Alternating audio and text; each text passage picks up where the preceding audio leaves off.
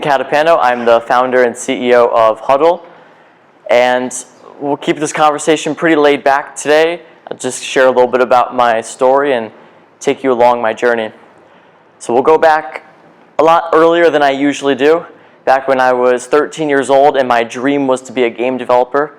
So much so that I did dishes for a couple years, saved up to get my first laptop, taught myself how to code, and I was off to the races. I had so much fun, made dozens of games, and I thought that that was what I would do with my life.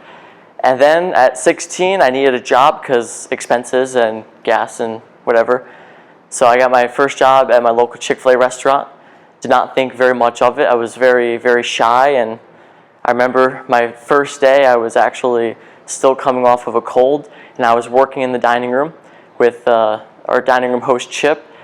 And he really pushed me and forced me to get out of my shell and walk up to tables. So me with a scratchy voice, whatever, very shy, walking up to a table and asking if they needed anything. And that was kind of the start to something that became really special. I really fell in love with the restaurant, had so many opportunities to grow personally and professionally, to grow into leadership and to come out of my shell and to learn about business, be mentored by the operator and the other great leaders. So I really fell in love with the restaurant. But I also still love building things. And as I grew into leadership, I looked at things differently. I saw different problems and inefficiencies through the lens of, why isn't there an app for this? So the first thing that really bothered me was our customer complaint binder. If a guest went through the drive-thru and we messed up their order, they'd get home, they'd be super upset, they'd call the restaurant, it'd be my job to pick up the phone, kind of win them back a little bit. I'm so sorry about that. I promise we're going to make this right for you. Come on back on your next visit. Just tell us your name. We'll know exactly who you are, and we'll take care of you. But that was kind of a broken promise. Because when they got back, I'd be busy bagging. They always come peak lunch, 12 o'clock. You know, there's a line out, 2 lanes through the end of the drive-thru, a line to the end of the door. And they come over and like, hey, Nathan, I spoke with John last week, and they said, you know, my order is messed up. They said you guys are going to fix it.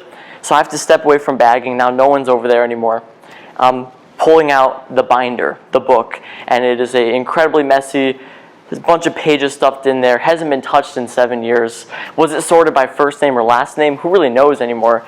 And I would sit there flipping page by page. They're standing right here in front of the counter, and I'm flipping, trying to find their name. They're late to go pick up their kids from soccer. They just want to quick, get their sandwich that they paid for, and everything's catching on fire behind me.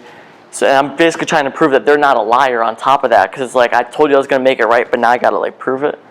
So it was a pretty horrible experience for me, for the guests, and therefore the business. And I was like, this is such an easy fix. Like, why don't I just make an app to make it so we can search up our complaints? And so I did. And that was the first problem in the restaurant that I solved. I loved it. Our team loved it. We hosted some of the other Chick-fil-A's in Connecticut, and they were like, wow, this is awesome. Can we use it? But then I had to rebuild it from scratch because it was only made for one restaurant. But once I did that, it was kind of off to the races. I was told to post in these Chick-fil-A Facebook groups because apparently they have, thousands of members. One has 10,000, 8,000. So I shared a little bit. I was like, hey, I made this thing. Is anybody interested? And I did not expect the result. Hundreds of comments. I got 300 comments commenting their email, requesting more information. It's like, sign me up for both my stores. I had no idea how to manage contacts like that. So of course, what any inexperienced entrepreneur would do at that time is I sent one email to all of them and used BCC. I'm not sure if you guys are familiar, but email clients don't like that. So I'm pretty sure 80% of it went to spam and nobody really heard about it. But I did land my first 12 Chick-fil-A restaurants using the app. And it's kind of been steadily growing. I was working part-time in the restaurant, also going to school and doing this thing. And relatively recently, I've made the full switch over to solve the more pressing problem that I experienced in the restaurant. Because while complaints were nice and it solved a really good pain point that all Chick-fil-A restaurant leaders have, there's something way bigger, which is frontline operations. There's so many things that a restaurant manager does on a day-to-day, from figuring out what configuration of stations they want to use, to putting those people in stations, figuring out who needs a 30-minute meal break, when that window is. How do you adjust your coverage when you send somebody on break? You also have to assign checklists and tasks to your team. You have to train them. You have to make sure that by the end of their 30-day training period, they fully understand how to do all these different things in the restaurant. You also have to evaluate them and see how they're doing, so that way you give feedback.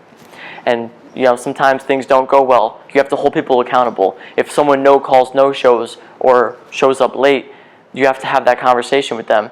And most importantly, all of this needs to be well documented, because if you don't have it documented and you have to fire them, they can go and sue you or take you to court for unemployment. And if you don't have documented reasons for why you let them go, especially in Connecticut, but many other states the same way, you can get taxed hundreds of thousands of dollars more for your unemployment insurance. Not to mention all the hundreds of hours that go into doing all these things every single day. So that is the broader problem that not just Chick-fil-A restaurants face, but your Dunkin' Donuts, your McDonald's, Dairy Queen, Raising Cane's, Starbucks, Chipotle, every single restaurant and even beyond has these same problems. So that is why I'm building Huddle. Now, Huddle is not just a daily operations platform that replaces the whiteboards, binders, spreadsheets, and half a dozen apps that restaurant leaders use. It is a self-learning and continuously improving system. And what that means is every single action you do in the restaurant has a result. But right now, because it's on these outdated systems, it just goes into the air. It's an open loop system, as they call it. You learn nothing, you do your checklist, and at the end of the day, you rip that paper checklist off the wall, crumple it up, and throw it out.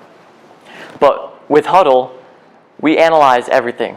So, for example, let's say that you're getting survey feedback or customer complaints about how the dining room is incredibly dirty at lunchtime.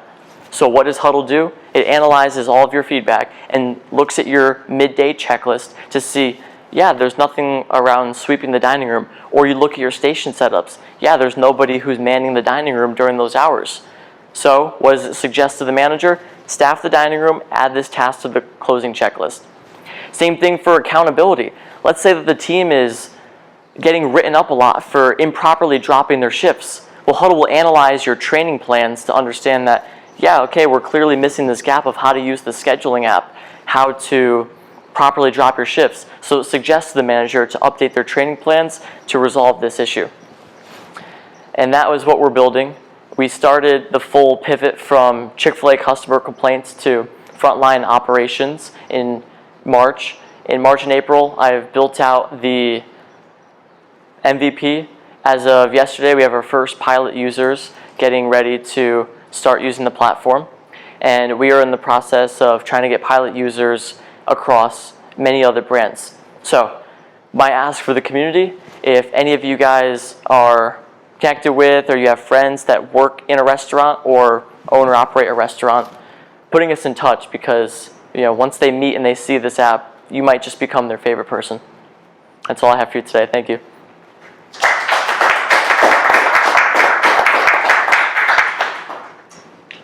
We'll go front to back.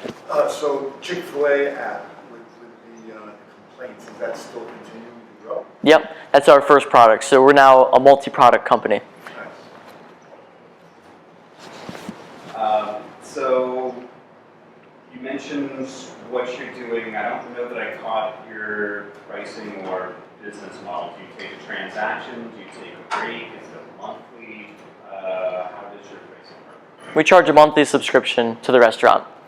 So for Restore, which is our complaint management app, specifically for Chick-fil-A's, but down the line could be applied elsewhere, we charge $40 a month per location.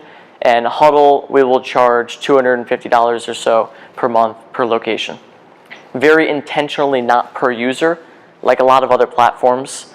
As a restaurant person and someone who's been in those conversations, there's nothing a restaurant person hates more than having to pay per user, especially with turnover and things change, and having that fluctuate so frequently. Have you thought, it sounds like you might be leaving a considerable amount of money on the table, in the sense that if I have a 30-person restaurant that has gross sales of $250,000 versus if I'm in Manhattan, I have 300-person restaurants, gross sales is $10 million. Is it the same monthly service charge? It is, but I think there's a lot buried within that user archetype. So our main target are the chain restaurants. So these are brands like Chick-fil-A, where the average unit does $8 million a year. The best one does 22. McDonald's is closer to 2 to 3 per store. Raising Cane's is around 7. So those are the high volume restaurants where they have a lot more of the pain. Similarly to Texas Roadhouse, where they have large front of house operations, large sales. So I guess what I'm thinking is that even if you took like a 0.5% or a 1%, the operation support that you're providing to a small business is less than the amount of support that you're providing to a much larger business. So their usage will be more, they'll have more calls to you for support. There could be an opportunity to scale your pricing and try to capture some of those larger customers. The other direction I was going to go with this is food trucks and like really small business. And again, has most of the same challenges operationally and even less capacity for management. Yeah, the smaller the team, the less use for the app. Food trucks definitely wouldn't need it. 2 people can kind of hold together the small space. But just to give you a little bit of preview here, when you have a lot of different stations going around, you have a lot of different people you have to manage. Another way you could, I'm kind of coining the category shift execution, but this is really a team manager for restaurants and how you organize your labor when they're actually working in real time, less scheduling. So food trucks don't really have that use since a lot small people. Same thing for small pizzerias when you just have 2 or 3 people. They, maybe they'd like to, and I think that down the line, once we've mastered shift execution for these large brands and you actually have that profitability, then that opens up the door to be able to serve in different capacities through a lower price point or whatever that business model might be for independent restaurants and food trucks and something along those lines. I'm a newbie, but here's my brain at work. What you're describing about where employees should be, what shifts, who they are, that's like a third of a restaurant manager's work. Do you see yourself replacing managers? Because that's the biggest savings you could offer. I don't think you could ever replace the restaurant manager, but part of the reason why I do what I do is because there's a lot of opportunity for restaurant leaders. Their main job is to be in front of guests and to be with their team, so that way they can pour into their team, help people get better, coach them. So mainly selfishly to make my job easier, but also to increase that capacity for leaders across the country to spend less time in the back office. You'll spend about 45 minutes per shift. That's like 2 to 3 times per day on these miscellaneous back office things where it's simply figuring out who you want to go where, what you need to break, who's going to cover the break, who should do what tasks. All of these rules are redundant. Exactly. So the goal is not to replace the manager, it's to free them up to do the things that they actually want to be. They want to be in front of the guest. The owner wants them to be in front of the guest. They want to be in front of their team. No one likes sitting in front of the manager station, writing down on paper, trying to do monotonous work. And that's what Huddle frees them up to do, to be with their team. Great presentation. Love the story. Thank you. I have a couple twofold questions. Is there something like this existing in today's world? And maybe the competition is a piece of paper, right? Like that term. Is there something like that that exists in the world today, number one? Number two, because you just mentioned for food trucks, there's only 2 people, right? This is a shift execution, so is it based on the number of tasks to the number of people? And I asked that question because when I was young buff, I worked in a grocery store. And everything you just described, the front-end manager had to say, okay, you can go on a break, you need to be on, this register, you go do X. So I kind of wonder, is this more for larger execution tasks in specific areas? So, twofold question. Yes, indeed. So to your first question around competition, Yeah. I have learned that paper is not a good answer. Paper is not your competition, although that is technically a piece. There are similar tools, not necessarily directly competing. That might be a project management software like Basecamp, where it's very broad. You can have files, you can do all these different things. You know, spreadsheet is another example. It's great for everything, but good for nothing for something super specific. And this idea, and more broadly, there's a lot of point solutions. So you have training platforms, you have task management platforms, you have scheduling platforms, which are different, but there's a lot of point solutions for these different things. So if you decide to replace your whiteboard with a spreadsheet to digitalize it, I don't think that's necessarily a great solution. Now, this whole idea of shift execution and bringing these things together is a very new phenomena, kind of born out of Chick-fil-A, and there are similar competitors. There are about 3 major platforms that are playing within the Chick-fil-A market specifically, and they have downs now. Not sure if it's worth going into there, but the pilot users are switching from one of them, which speaks to how bad their platform is, that they're willing to go to something that's a lot more half-baked for just purely what it is today, not to mention where it's going. So it's a little bit on the competitive landscape. And then your second question, I was actually very intentional about not putting restaurants on my slide today and using the words frontline and location, because it's not just restaurants. Exactly like you said, anywhere where there's a lot of people and a lot of moving parts, a grocery store being an example, that's a phenomenal one that I actually haven't thought about. But something that I was thinking about was healthcare and how you have nurses who are responsible for different rooms. If you lose a nurse because of a no-show or someone has to go on break, well, we have rules where the people you put, the positions will automatically expand and contrast based on head count. So that exactly applies to grocery stores, to warehouses, retail, and healthcare, and so many different areas. So that you can sort of ramp into that. I'm thinking like Home Depot or Lowe's or someplace where there's like a paint department and there might be special training, but it's not life-saving. I'm sorry, Yes. Yes. Altering liability. So interesting. The other psychologically was in a conversation talking about how the use of AI changes the relationship between employee and manager. And so, sort of as another question was asking, as you start to bring some of the responsibilities of the manager into AI, you may just want to think about how you position that or how you message that and support the manager through probably what's going to be going through their mind is, oh shit, if we bring in this software, is my job at risk? And you may want to really show them the value of, no, this makes you a better manager because you can be more personable with the customers, it minimizes all the drudgery, but of course we're going to need to have somebody who's accountable for all these decisions.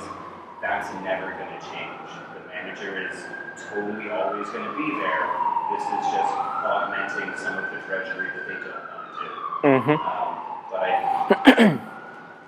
making this a question, how can you anticipate or comfort a manager who's concerned that this might take your job? I'm very intentional about my messaging and use of the words AI. It's actually harder to explain it to investors because they want to hear AI this, AI that. But when you walk into a restaurant, you don't talk about AI doing this. You talk about what the result is. People don't care about AI features. They care about, oh, cool, this, you can take all this guest feedback that's coming in and figure out how to improve our checklists and our training plans. Like, that's really cool, and that's a result of AI that you don't necessarily need to call out. And to the point of replacing them, I don't think there's any restaurant manager that's scared of AI replacing them, at least not right now. And when they hear these things, they understand what it unlocks for them, because no one enjoys doing all this manual work. They enjoy being in front of their team and coaching them.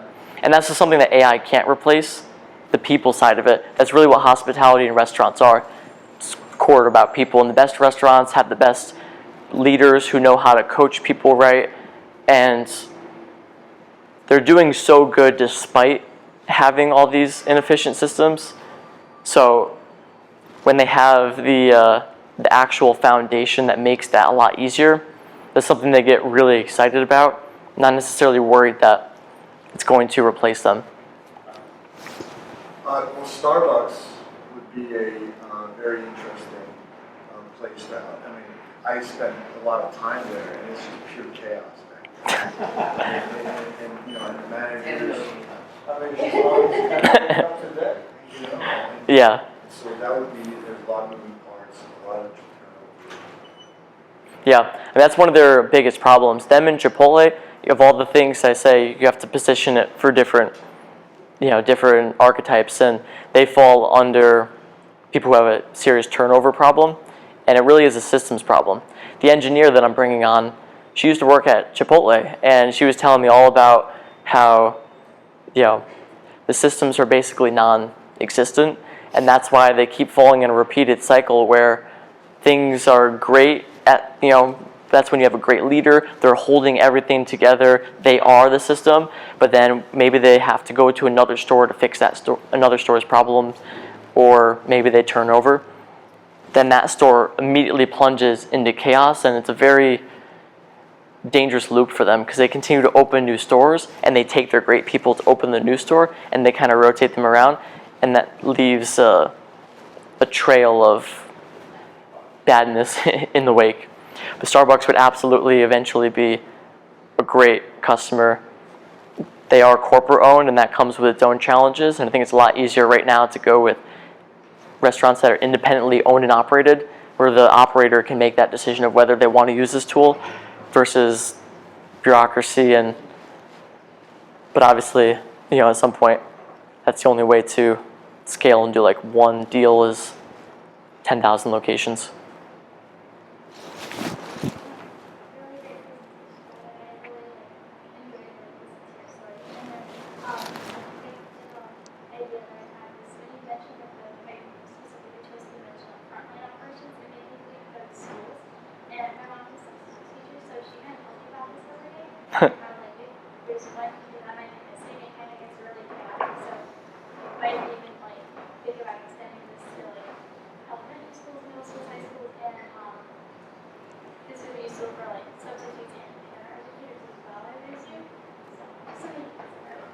Yeah, I think down the line it could be a very interesting growth channel. They would have to, there's ways eventually generalizing things, maybe it becomes its own specialized app, but definitely it could be an interesting system for assigning work to students. There's a reward system where you complete tasks and you get points and you can save those up. Some team members will pool all their points together. They'll send it to one person so they can redeem the top reward. And maybe the owner-operator made it so the top reward for 1,000 points is being able to throw a pie at them. True story. So all the team, they extra, especially for the younger teams like the night shift workers, where it's a lot of high school workers. It is a great way to raise that day part up because they have a lot more fun with the work that they do, and it's a lot more collaborative. So applying that to students would be a very interesting opportunity. So the complaint system, as you said, you're a two-product organization. The complaint system is up and running. So for the execution platform, that's in the MVP stage, is that correct? Correct. So you're looking for a couple of organizations to further test out that MVP to see what's working more, what's working less, to then ascertain, okay, it's okay for us to jump up into a more product level? Yeah, so right now, my background is within Chick-fil-A restaurants, so I understand very deeply their needs and how that works. And my first pilot customers are, of course, Chick-fil-A restaurants. But this is very applicable to other brands, but I just don't have that exact familiarity with precisely what they need. So even with my conversations with the Chick-fil-A restaurants, they gave me many ideas of small things that are no-brainers that need to be added to the app. And I know that's going to be true for a McDonald's operator, for a Dunkin' Donuts operator. They're going to have small different needs, and I think it's a great way to open the door to figure things out and build that story with the customer. So And obviously, your intention is to, if I hear you correctly, it's an MVP. There are things that people can say, which you will discover if you don't already. Oh, can you do this for me? Because everyone thinks that they're so different until you see a pattern. But what I think I hear you saying is, you have a lot of stuff for Chick-fil-A. It would be great to have maybe a coffee shop or maybe a McDonald's to get a sense of, are there any differences or things that they use more or less of? So you're in that MVP stage, looking to do that, to do some, I will call them test and learns, payable of course, to then ascertain how do you focus in and then move it forward. Is that Precisely. correct? Okay, gotcha. yep. We have time for one more question. Anybody else? Great. All right. Okay. Thank you all for your questions.